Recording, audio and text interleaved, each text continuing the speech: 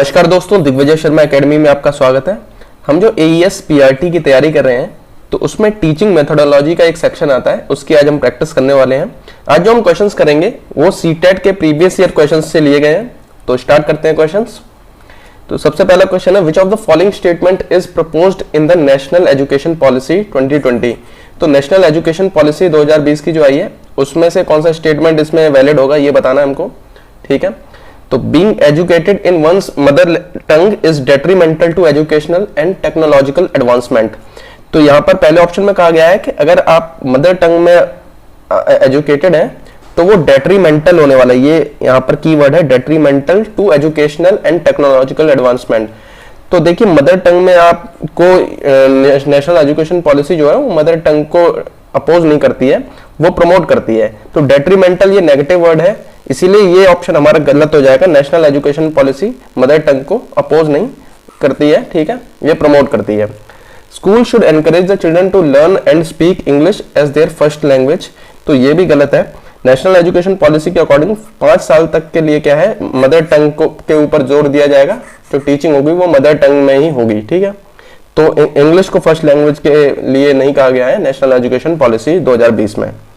Multilingualism has great cognitive benefits for young students. तो ये सही बात है, मल्टीलिंगुअलिज्म को यहाँ पर प्रमोट किया गया है। ये कहा गया है कि तो अगर कोई इंसान एक से ज्यादा लैंग्वेज जानता है तो उसके क्या है, कॉग्निटिव बेनिफिट्स होंगे। कॉग्निटिव यानी उसकी अंडरस्टैंडिंग बेटर होगी, ठीक है। तो मल्टीलिंगुअलिज्म यानी कि एक से ज्यादा भाषा जानना, ये प्रमोट किया गया है नेशनल एजुकेशन पॉलिसी में।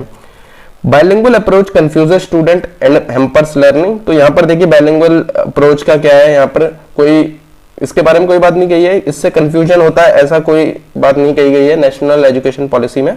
तो ये नेगेटिव स्टेटमेंट हो जाएगा। तो हम ऑप्शन देखते हैं, तो जो सी ऑप्शन है ये हमारा करेक्ट आंसर बन रहा है इससे, ठीक है। आगे देखते हैं, a child has the ability to understand the intentions and desires of others. The child has, तो चाइल्ड जो है वो दूसरों के इंटेंशन और डिजायर्स वो क्या चाहते हैं वो समझ पा रहा है। तो चाइल्ड के पास कौन सी इंटेलिजेंस है ये बताना है। तो स्पेशल इंटेलिजेंस जो होती है ये स्पेस से रिलेटेड होती है, ठीक है। स्पेस से वर्ड ये बना है, स्पेशल इंटेलिजेंस। तो अगर आप किसी ग्राफ को देखकर ये बता पा रहे हैं कि ये ऊंचा है या नीचा है, या किसी भी बॉल को देखकर उसकी शेप बता पा रहे हैं, तो ये सब क्या है, स्पेस से रिलेटेड इंटेलिजेंस होती है, ठीक है। तो यहाँ पर इसकी बात नहीं की गई है, यहाँ पर दूसरे लोगों को समझने की बात की गई है, इसीलिए ये हमारा ऑप्शन गलत हो जाएगा। अब देखिए, इसको समझना होगा थोड़ा, इंटरपर्सनल या इंट्रापर्सनल, ठीक है। तो देखिए, अगर हम कहते हैं इंटर कॉलेज जब टूर्नामेंट होता है, ठीक है, इंटर कॉलेज टूर्नामेंट का मतलब होता है एक कॉलेज 1 है C1 और एक कॉलेज 2 है C2, दोनों कॉलेजों के बीच में मैच होगा, ठीक है। जब होता है इंट्रा कॉलेज, इंट्रा कॉलेज, ठीक है, तो क्या होता है, एक ही कॉलेज के अंदर टीम्स बना दी जाती हैं, उनके बीच में मैच होता है। तो जब इंटर के आगे जो चीज लिखी होती है उन दोनों के बीच में होता है। इंटर कॉलेज 2 कॉलेज के बीच में, इंटर डिस्ट्रिक्ट तो 2 डिस्ट्रिक्ट के बीच में, ठीक है। अब यहाँ इंटर पर्सनल लिखा है और इंट्रा पर्सनल लिखा है। तो इंटर पर्सनल होता है अलग अलग इंसानों को जानना, इंट्रा पर्सनल होता है जब एक इंसान अपने ही थॉट्स को समझता है, ठीक है। तो यहाँ पर अगर देखते हैं, यहाँ पर कहा गया है दूसरे लोगों, child has the ability to understand the intention and desires of others, दूसरों की बात की गई है, इसलिए यहाँ पर इंटरपर्सनल इंटेलिजेंस यहाँ पर करेक्ट आंसर हो जाएगा। नेचुरलिस्टिक इंटेलिजेंस होता है जब आप लिविंग थिंग और नॉन लिविंग थिंग में डिफरेंस बता देते हैं, या फिर नेचर से रिलेटेड जो भी इंटेलिजेंस होती है उसको नेचुरलिस्टिक इंटेलिजेंस के अंडर आता है, ठीक है। तो ये यहाँ पर करेक्ट आंसर ऑप्शन बी होगा हमारा। आगे देखते हैं, which of the following कैरेक्टराइजेस a progressive classroom. तो प्रोग्रेसिव क्लासरूम की क्या कैरेक्टरिस्टिक होगी ये बताना है। Focus on drill and practice. तो जो ड्रिल और ये प्रैक्टिस की ज्यादा से ज्यादा बात होती है, ये पुराने जमाने की बात है, इसको प्रोग्रेसिव क्लासरूम का नहीं माना जाता है पार्ट, ठीक है। तो ये नेगेटिव वर्ड्स हैं, ये आपको ध्यान रखना है। कहीं पे भी अगर कोई नेगेटिव पूछा जाए और आपको ये वाले शब्द दिखते हैं ड्रिल और प्रैक्टिस, तो ये नेगेटिव टर्म मानी जाएगी और उस ऑप्शन को आपको करेक्ट करना है। यहाँ पॉजिटिव पूछा गया है प्रोग्रेसिव क्लासरूम, तो हमें पॉजिटिव ऑप्शन देखना है, ये नेगेटिव है, ठीक है।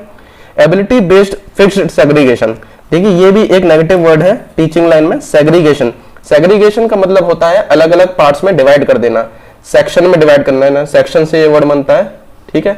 सेक्ट का मतलब होता है पार्ट, तो यहाँ पे सेग्रीगेशन का मतलब होता है इंटीग्रेशन, एक वर्ड होता है इंटीग्रेशन, तो इंटीग्रेशन का मतलब होता है जोड़ना, ठीक है, और सेग्रीगेशन का मतलब होता है तोड़ना। तो ये इसका अपोजिट है। ये अलग अलग सेक्शन में अलग अलग पार्ट में डिवाइड कर देना, एबिलिटी बेस्ड पे कोई अच्छा है कोई बुरा है ऐसे हमको डिवाइड नहीं करना होता है। तो ये भी क्या है, एक नेगेटिव टर्म हो गई सेग्रीगेशन। तो ये भी प्रोग्रेसिव क्लासरूम की हमारी निशानी नहीं है।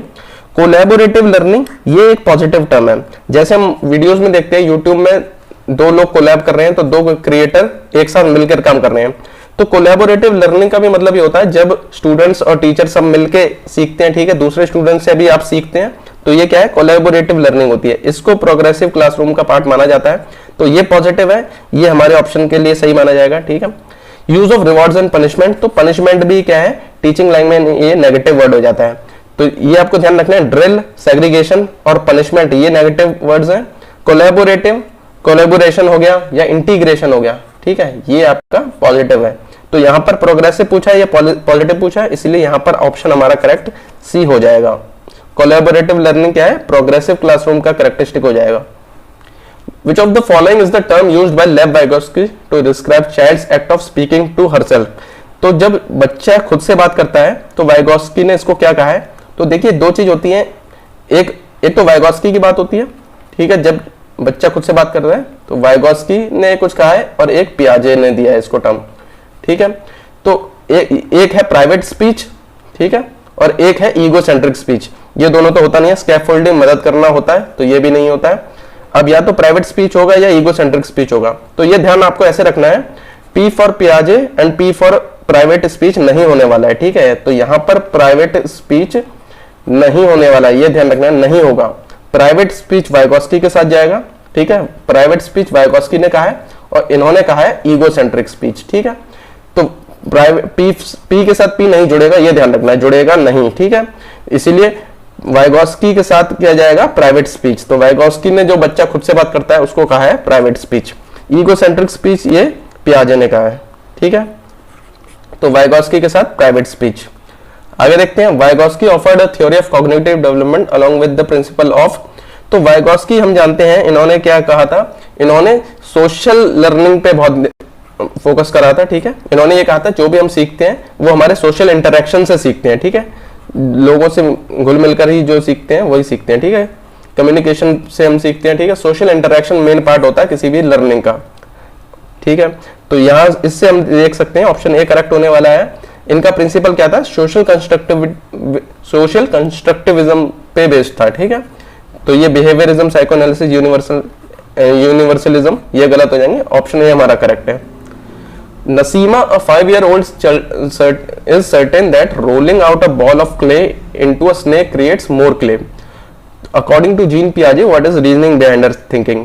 तो देखिए नसीमा एक 5-year-old गर्ल है, ठीक है, तो 5 साल की लड़की है। तो एक क्ले की बॉल थी, उसको उसने क्या कर दिया है, उसने स्नेक बना दिया, उसका ऐसा लंबा सा बना दिया है, क्ले की बॉल को ऐसा लंबा सा बना दिया है, ठीक है।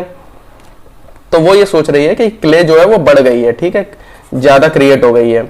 तो ये क्या है, वो 5 ईयर ओल्ड है, तो इसलिए उसके में लॉजिक अभी नहीं आया है। लॉजिक हम जानते हैं 6 ईयर से स्टार्ट होता है, लेटर चाइल्डहुड से लॉजिक स्टार्ट होता है, ठीक है।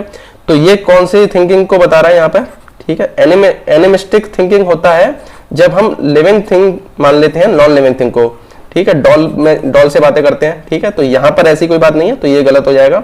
अब देखिए हाइपोथेटिक डिडक्टिव रीजनिंग और ट्रांसिटिव इंटरफेरेंस, ये दोनों क्या लॉजिक की बात करते हैं, ये हमारी एडोलेसेंस में आती है, ठीक है। ये वो वाले केस होता है जब हम ये सोचते हैं कि व्हाट इफ वाला सिस्टम, यानी कि टीचर ने कोई सिस्टम क्वेश्चन बता दिया तो स्टूडेंट अपनी तरफ से क्वेश्चन कर देता है कि अगर ऐसा होता तो क्या होता, ठीक है। ट्रांजिटिव इंफेरेंस होता है जब ए का बी के साथ कोई रिलेशन दिया है, ऐसे दे रखा है A is bigger than B and B is bigger than C, तो ए और सी के बीच में जब रिलेशन पूछा जाता है, ठीक है, तो इस चीज को बोलते हैं हम ट्रांजिटिव इन्फेरेंस। ये लेटर चाइल्डहुड में आता है, ठीक है। ये लॉजिक की बात जहां पे भी आ जाती है तो लेटर चाइल्डहुड की बात आ जाती है, ठीक है। तो ऑप्शन एलिमिनेशन मेथड से ही हम देख सकते हैं कि ये दोनों भी नहीं है, ऊपर वाला भी नहीं है, तो यही होने वाला है। अब ये क्यों होने वाला है, सेंट्रेशन होता है जब हम एक ही चीज पर फोकस करते हैं, दूसरे एस्पेक्ट पर फोकस नहीं करते हैं। जैसे कि किसी आदमी, जैसे फादर को देख के हम ये कहते हैं कि ये तो पापा हैं, ये भाई नहीं है, ठीक है। अब ये वो नहीं समझ पाता है बच्चा 5 साल का कि जो एक पिता है वो एक किसी का भाई भी हो सकता है, दूसरा एस्पेक्ट भी हो सकता है। तो यहाँ पर क्या है, उसने ये देख लिया कि लंबाई बढ़ गई है, इसीलिए उसने सोचा कि ये क्ले बढ़ गई है, लेकिन उसने ये नहीं देखा कि इसकी विड्थ जो है वो कम हो गई है। ठीक है, यहाँ पर विड्थ ज्यादा थी और अभी कम हो गई है, तो यहाँ पर क्या हो गया है, लंबाई बढ़ गई, विड्थ कम हो गई। तो यहाँ पर दो एस्पेक्ट है, उसने खाली एक एस्पेक्ट को देखा, इसीलिए इस प्रोसेस को क्या बोलते हैं, इस कॉन्सेप्ट को सेंट्रेशन कहते हैं। तो चिल्ड्रन 5 साल का है तो उसमें क्या है, सेंट्रेशन है, यहाँ पर क्या है, लॉजिक डेवलप नहीं हुआ है, इसीलिए इसका ऑप्शन बी करेक्ट हो जाएगा। इन्होंने क्या हाइट पे ध्यान दिया है, विड्थ को कंसीडर नहीं किया। आगे देखते हैं, seriation in Jean's Piaget's theory refers to. तो सीरिएशन देखिए नाम से पता चल रहा है सीरीज। ठीक है, तो जब हम किसी भी अलग अलग कॉन्सेप्ट को लेकर सीरीज बनाते हैं, ये हाइट वाइज हो सकती है, असेंडिंग ऑर्डर, डिसेंडिंग ऑर्डर, ये सब होते हैं जब, तो इस चीज को सीरिएशन कहते हैं। तो अगर ये किसको रेफर करते हैं, ये ऑप्शन देखते हैं, the ability to order objects based on one dimension, for example length. तो ऑप्शन हमारा यही करेक्ट होने वाला है, ability to order objects based on one dimension. तो लेंथ वाइज किसी को खड़ा कर दिया, ठीक है, हाइट वाइज कर दिया, तो ये क्या है, सीरिएशन होता है। तो आंसर तो यही होने वाला है। और ऑप्शन देखते हैं, ability to take perspective of others, तो इससे कोई लेना देना नहीं है, दूसरे के पर्सपेक्टिव का सीरिएशन से कोई लेना देना नहीं है। Narrative form of thinking used in story telling, तो स्टोरी टेलिंग का भी इससे कोई लेना देना नहीं है, स्पेशल मैप का भी कोई लेना देना नहीं है। तो आंसर हमारा ये होने वाला है, ability to order objects based on one dimension. ठीक है, according to Lawrence Kohlberg, what is the primary basis for 7 to 8 year old children's moral decision. तो कोलबर्ग की जो मोरल डेवलपमेंट वाली थ्योरी है, उसमें 3 लेवल होते हैं, लेवल 1, लेवल 2 और लेवल 3। लेवल 1 जो होता है वो 0 से 9 साल का होता है। ठीक है, 9 साल तक ये चलता है। और हमारा जो लेवल 3 है वो 18 प्लस होता है, ये बीच वाले यहाँ पे आते हैं। ठीक है, तो इसमें होता है हमारा एक तो पनिशमेंट वाला, पनिशमेंट रिवॉर्ड वाला सिस्टम चलता है, और एक टिट फॉर टैट वाला चलता है। ठीक है, लेवल 2 में हमारे आते हैं, एक तो आता है आपका गुड गर्ल गुड बॉय वाला, और दूसरा आ जाता है यहाँ पर लॉ वाला, रूल वाला। ठीक है, रूल फॉलो करते हैं जो। 18 प्लस में आपका प्रोटेस्ट होती है, ठीक है, सोशल कंस्ट्रक्ट वाला, और दूसरा आ जाता है आपका क्या है, यूनिवर्सल एथिकल प्रिंसिपल, जो यहाँ पर दे रखा है। तो देखिए सोशल कॉन्ट्रैक्ट और ये यूनिवर्सल एथिकल प्रिंसिपल, ये क्या है, ये लेवल 3 की है। ठीक है, सोशल ऑर्डर मेंटेनेंस ये आपका लेवल 2 में आता है। ये आपका ये लॉ वाला होता है, इसको बोलते हैं रूल, सोशल ऑर्डर मेंटेनेंस। ठीक है, इसमें और इसमें कंफ्यूजन हो जाता है। ठीक है, ये प्रोटेस्ट से रिलेटेड होता है, अपने राइट के लिए जब हम प्रोटेस्ट करते हैं। ठीक है, सोशल ऑर्डर मेंटेनेंस होता है जब हम रूल फॉलो करते हैं, जैसे ड्राइविंग लाइसेंस आप रख रहे हैं, क्योंकि अगर आप लाइसेंस नहीं रखते हैं तो वो रूल तोड़ना हो जाएगा। ठीक है, पनिशमेंट एंड ओबीडियंस ये हमारा सही आंसर हो जाएगा, क्योंकि यहाँ 7 से 8 साल की बात हुई है, और ये लेवल 1 में आता है 0 से 9 तक। ठीक है, तो पनिशमेंट एंड ओबीडियंस ये सही आंसर हो जाएगा इसका। यूनिवर्सल एथिकल प्रिंसिपल में आप गांधी मंडेला टाइप के लोग होते हैं, जिनकी बहुत हाई मोरालिटी होती है। ठीक है, ये बहुत कम लोग होते हैं ऐसे। आगे देखते हैं, dash is a primary and dash is a secondary agent of socialization. तो प्राइमरी एजेंट ऑफ सोशलाइजेशन होता है हमारा फैमिली। ठीक है, फैमिली हमारा प्राइमरी होता है एजेंट ऑफ सोशलाइजेशन, और बाकी इसमें आ जाते हैं हमारे ये मीडिया, स्कूल या फिर नेबरहुड, ये सब क्या है, सेकेंडरी में आ जाते हैं। तो प्राइमरी हमारा फैमिली है, तो ये ऑप्शन ए में ही आ रहा है, तो ये आंसर करेक्ट हो जाएगा इसका। The process of pre determined unfolding of genetic disposition is called. तो देखिए प्री डिटरमाइंड का मतलब जो पहले से पता है कि जो होना ही होना है। ठीक है, अनफोल्डिंग जो आपको अब पता चल रहा है। ठीक है, जेनेटिक डिस्पोजिशन का मतलब होता है जेनेटिक कैरेक्टरिस्टिक्स। ठीक है, जो भी आपके जेनेटिक कैरेक्टरिस्टिक्स हैं, ठीक है, बालों का कलर वगैरह हो सकता है, या स्किन कलर हो सकता है, नाक छोटी बड़ी हो सकती है। ठीक है, तो ये सब क्या है, हाइट वगैरह, तो ये जेनेटिक कैरेक्टरिस्टिक्स होती हैं। तो जो जिस प्रोसेस से आपको पता है कि जो होने वाला है, वो क्या है, जेनेटिक कैरेक्टरिस्टिक्स के बारे में पूरा पता चल जाता है जब। ठीक है, तो उस चीज को क्या बोलते हैं हम, मैच्योरेशन बोलते हैं। जब कोई बंदा पूरा मैच्योर हो जाता है तब पता चल जाता है कि ये क्या है, इसकी जेनेटिक कैरेक्टरिस्टिक्स कैसे बने हैं। ठीक है, तो ये जेनेटिक डिस्पोजिशन जो है, the process of pre determined unfolding of genetic disposition, ये कहलाता है आपका मैच्योरेशन। तो हमारे ये क्वेश्चन यहीं पे खत्म होते हैं। अगर आपको ये वीडियो पसंद आया तो वीडियो को लाइक जरूर कीजिए। अगर आप एंड तक बने रहे तो आपका बहुत बहुत थैंक यू। अगर आप AES PRT की तैयारी कर रहे हैं और टीचिंग मेथोडोलॉजी में अगर आपको दिक्कत आ रही है, तो आप इस प्लेलिस्ट को चेकआउट कर सकते हैं, टीचिंग मेथोडोलॉजी AES PRT। अगर आप प्लेलिस्ट सेक्शन में जाते हैं तो आपको सब्जेक्ट वाइज प्लेलिस्ट मिल जाएगी। ठीक है, अलग अलग सब्जेक्ट की मैंने प्लेलिस्ट बना रखी है, जिससे कि आप आसानी से पढ़ाई कर सकते हैं अपने पर्टिकुलर सब्जेक्ट की जिसमें आपको प्रॉब्लम आ रही है। अगर आप ये पीपीटी डाउनलोड करना चाहते हैं तो दिग्विजय शर्मा एकेडमी के टेलीग्राम चैनल पर जाइए, आप ये पीपीटी आराम से डाउनलोड कर सकते हैं वहां से।